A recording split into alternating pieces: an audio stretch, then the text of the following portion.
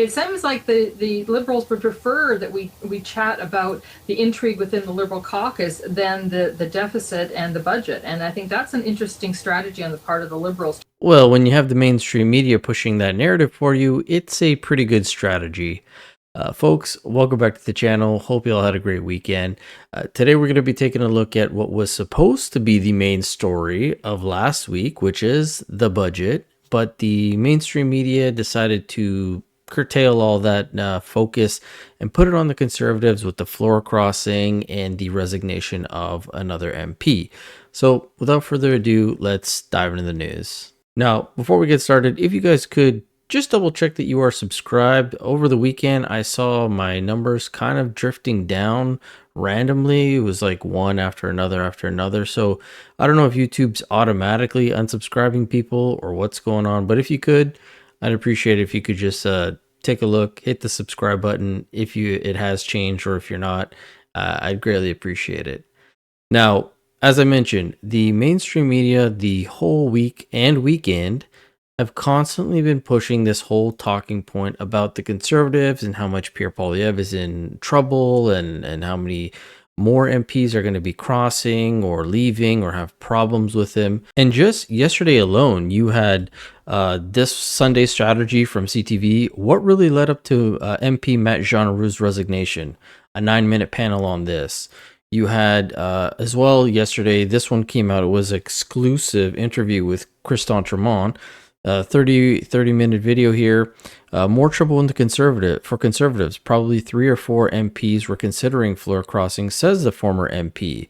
They talked to Chris in this. They talked to Adam Chambers, a conservative, and then they have a full-on panel to talk about it for the rest of the time. 31 minutes. Then you have Power in Politics. You have David Cochrane. What does the loss of 2 MPs mean for the Conservative Party? Almost a 30-minute panel on this. Another 12-minute panel David Cochrane had as well. How should Pierre Poilievre respond to the Conservative caucus departures? CTV, they had a 12-minute panel on House Leader Steve McKinnon denies involvement in MP floor crossings. This one was a bit of a mix. And then even on CPAC, with their primetime politics, you have this video, Trouble in the Conservative Caucus. This was on Friday. Almost again, another half-hour panel on just talking about what's going on with the Conservative Party, the floor crossing. And they always acknowledge how the budget should have been the main talking point, but they just keep ignoring it.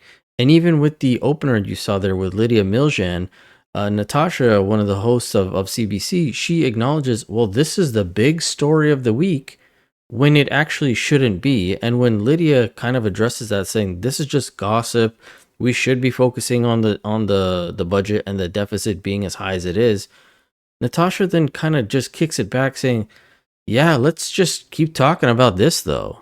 All right, let's stick with this story because it is the big one of the day, and invite to the show now Lydia Miljan. She's joining us from Windsor, Ontario, where she is a political science professor at the University of Windsor. Lydia, good to see you today. Nice to see you, Natasha. Please tell me you were listening into that conversation with Catherine and Chris D'Entremont. Yeah, it feels like everyone's burning bridges this week. I mean, D'Entremont has nothing nice to say about his former caucus colleagues, and they have nothing nice to say about him back. And it really just tells you how fraught relationships can be when you're in politics, and how people really hold to these values of loyalty to the party, loyalty to the leader. And when you cross, boy, you are in for a whole lot of pain. But then at the same time, you're welcomed with open arms to the new people that now are going to be your friends. What was so telling in that interview with Chris and Catherine was how much more we learned about the actual day and how things were unfolding. The Politico article comes out. According to Chris D'Entremont, he just told CBC News that Andrew Scheer and Chris Walkerton barged into his office. They pushed the assistant aside and asked him, what kind of snake are you? He said in that interview that they didn't ask him, hey, has something gone wrong here? Is there a way we can repair this? It was just very aggressive. Based on what you're witnessing happening on Parliament Hill and within the Conservative ranks, does that ring true? Can you see a scenario where that would happen? Oh, I don't know. I mean, I certainly wasn't there, and we haven't really heard Andrew Scheer's side of the story. I mean, let's face it, it sounds like Entremont wasn't a big fan of Andrew Scheer, and they might have had some history there. But, at the same time, this is a lot of he said, she said kind of scenario, very gossipy. And I think that in some respects, it almost feels like the Liberals want, like, notwithstanding what your previous interview stated, it seems like the Liberals would prefer that we chat about the intrigue within the Liberal caucus than the deficit and the budget. And I think that's an interesting strategy on the part of the Liberals to be really emphasizing and allowing Entremont to even be doing these interviews. I mean, what's in it for them is sort of the question I always think in the back of my mind. You mean intrigue in the Conservative caucus, right? Yeah, sure. Yeah. I mean, this is great. And I think it's almost like just desserts, because let's remember last December, it was the opposite. It was, Chrystia Freeland resigning and all that drama around whether or not she was pushing out the prime minister. And I think that's so fascinating to me that, I think she was supposed to give an economic statement that had a mere $48 billion deficit with a path to balance. It was supposed to be much lower this year. And now we have a $78 billion deficit, and they're applauding and glad-handing the fact that they got a floor crosser. So things are very strange in Ottawa right now, where we are focused on things about sort of the drama rather than whether or not the budget is good for Canada. Well, if you'll allow me, I do want to ask you a bit more about the so-called drama. Yeah, the so-called drama. How many times did Lydia pivot away from that and they just continued to bring her back? She even emphasized that this is gossip, this is distraction from the main focus, and how the same sort of thing happened last time when Chrystia Freeland was supposed to announce this $42 billion budget, which went over to $62 billion. But what overshadowed that was her resignation and then what was going to happen with Trudeau. Now we have Carney's budget, which is even higher than that $62 billion. And now all they keep talking about is the Conservatives. Panel after panel, they talk about, it sounds like it's 3 to 4 people. Then it's 10 to 15. Then you even had this guy who came on David Cochrane's show saying it looks like it could be up to 20. David Hurley, your view from your perch on this. I mean, a defection is one thing, a resignation is another. We've not heard from Pierre Poilievre outside of speeches since all of this has happened. Where do you think things are right now for the Conservative caucus? Well, it sounds like they're pretty bad, because you've had the period since the election where Mr.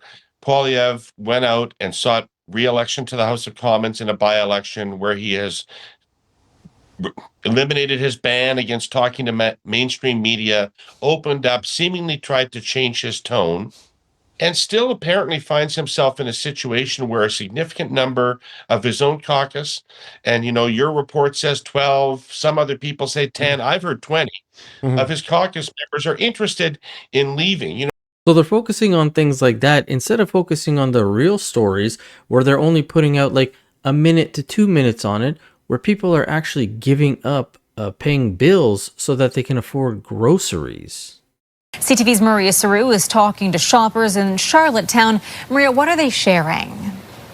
Heather, every time those doors open behind me, people come out carrying staples, but some say they're delaying payments from electric bills to credit cards to keep their families fed. And the data suggests it's an issue coast to coast. The doors swish open at this Charlottetown store.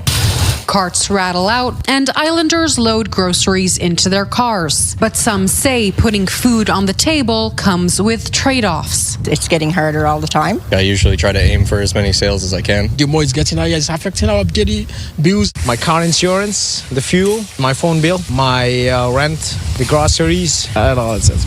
New Nanos research for CTV News found 1 in 5 Canadians have skipped paying bills to buy groceries in the past year, and those under 55 were 4 times more likely to do so. Inflation and high housing costs are major factors contributing to the generational divide, says Chief Data Scientist Nick Nanos. What's clear is that there's a significant proportion of Canadians that are facing those really tough choices. It's quite striking. I think in any other world, this would be considered an epidemic. 13% said they skipped bills sometimes or often, but a regional breakdown shows that number is highest in the Atlantic provinces at 24.2%. The data aligns with other research, says Joshua Smee with Food First NL. All 4 provinces have upwards of 25% of people being food insecure. Our unemployment rate has generally been higher than the rest of the country. There are more people struggling economically. He adds that means a higher number of people relying on social assistance or income supports. Shoppers here tell me what would really help is lower prices at the grocery store. But for now, many will keep making compromises. Heather.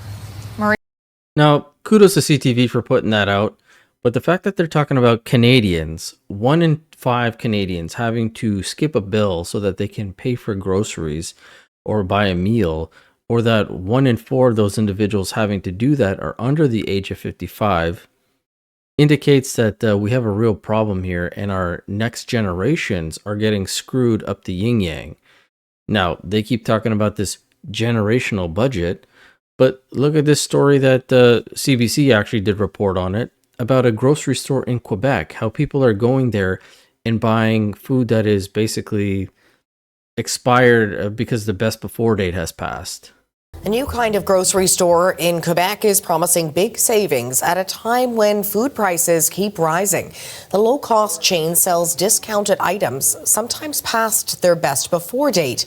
As the CBC's Gabriel Gindy found out, shoppers say the deals are hard to beat. I'm at a type of grocery store that's gaining a lot of momentum. It sells discounted items, and people shopping here say they're saving a lot of money. I spent 52 days, and if I would have bought it everywhere else, probably $150. The food is sourced through distributors and manufacturers, so products that are mislabeled or can't be sold in regular grocery stores end up here, like this beef that was supposed to go to a restaurant.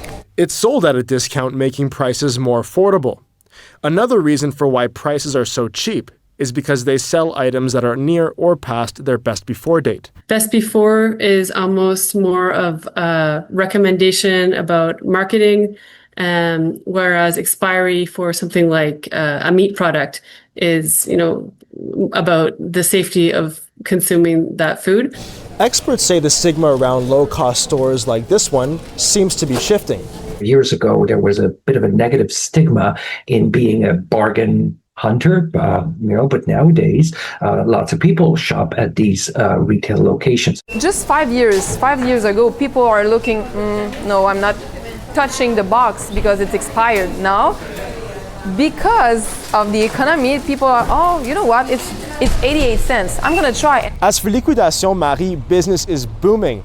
In 13 years, they have 8 locations and plan to expand to 10 locations within the next year. As a company grows, there's usually added cost of distribution, transport, HR, you name it, and those costs tend to be passed on to consumers. But while expansion comes with its own set of challenges, this type of store and the products they sell at a cheaper price are clearly in demand.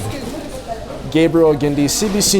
Now, in my opinion, these are the people's last resorts before the food bank. Like, we used to have cheaper alternatives. Maybe you could go to Dollarama, get a substitute for an item, or maybe they might have that item at a cheaper price. Now that's unaffordable. You could have gone to a fast food joint, maybe get a deal there. Those deals cost an arm and a leg. And if you do want to find a deal at a grocery store, it's like a full-time job now, just scouring through all the different flyers and then traveling to every single grocery store, unless places price match, just to get a decent deal. So now people have to resort to paying for food that is past the best before date, or there's some sort of issue with it, in order to save a buck. Here in Canada, that doesn't sound like a huge problem to people. This is what the mainstream media doesn't want to really talk about. They're going to put out a 2-minute video on that, but then you're going to have multiple 30 or 20 to 30 minute panels talking about the Conservatives, even though you say the budget is super important. I mean, if you just even look at this interview between Catherine and Adam Chambers, I think it's like 9-10 minutes just with him And she spends 6 to 7 talking about the Conservatives and the crossing, and then only 2 to 3 about the actual budget, even though she says it's very important and she wants to get to it. Take a look at this.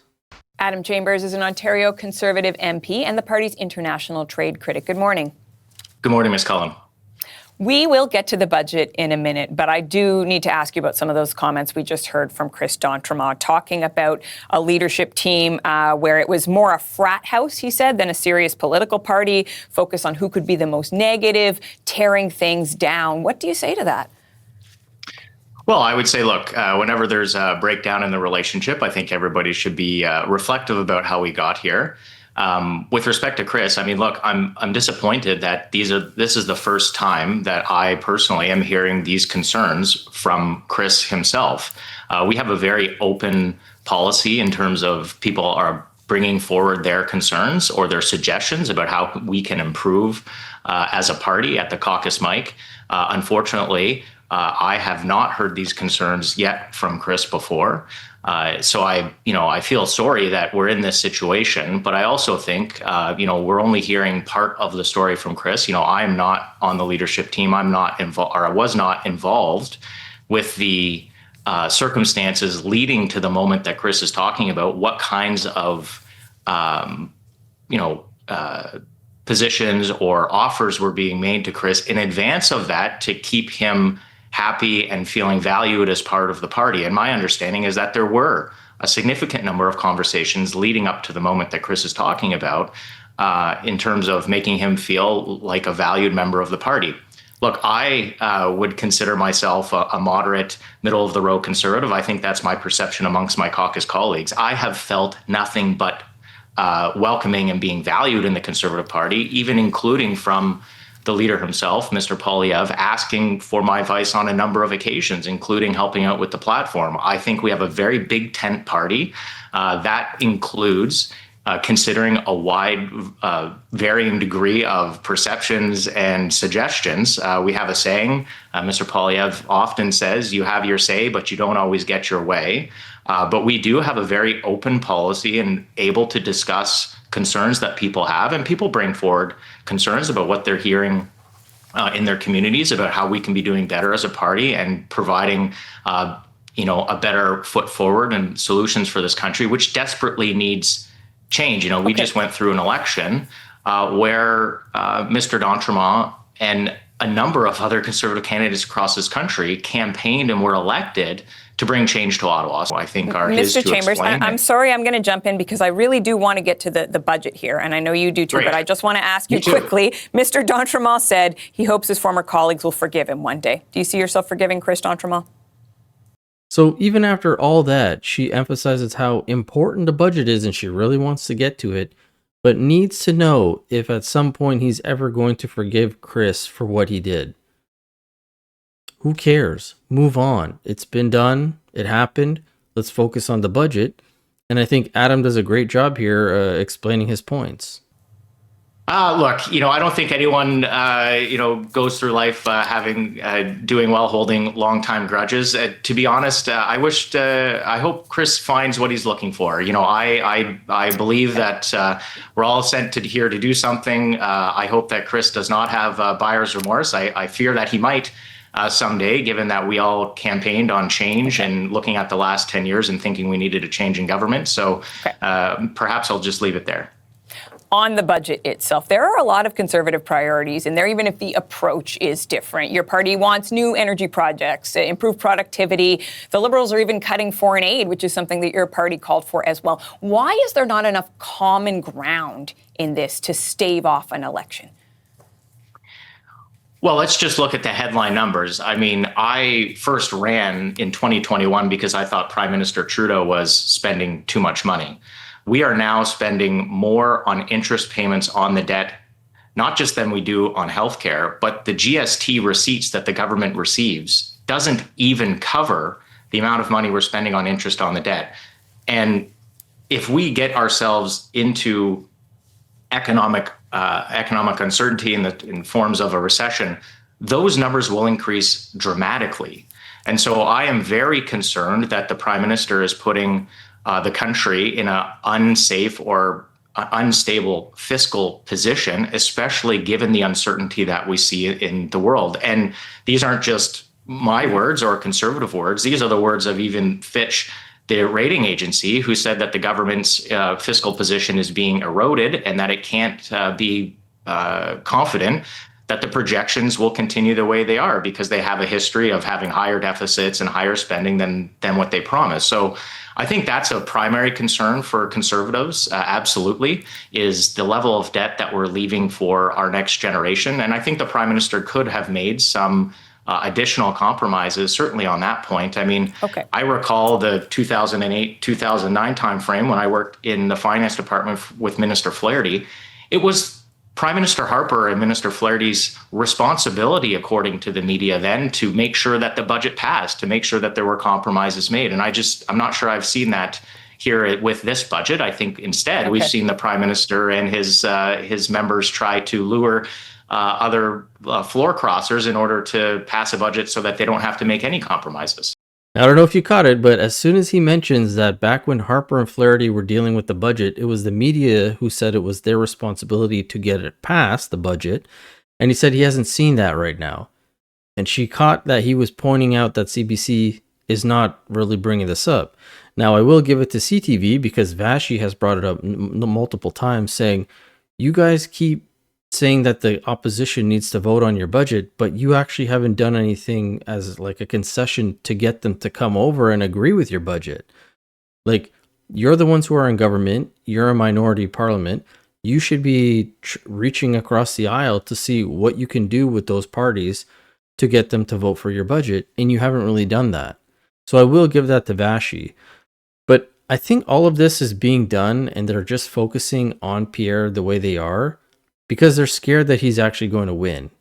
As time goes on and they see that Carney isn't really doing what he promised he was going to do, things are going to shift. And a recent poll from Abacus with David Coletto says, in new Abacus data that they did for the Toronto Star, Pierre Poilievre is the only one to keep the Conservatives above the Liberals. And they put him up against Stephen Harper, Doug Ford, Jason Kenney, some of the Mulrooney's, Jamil Javani, Melissa Landsman.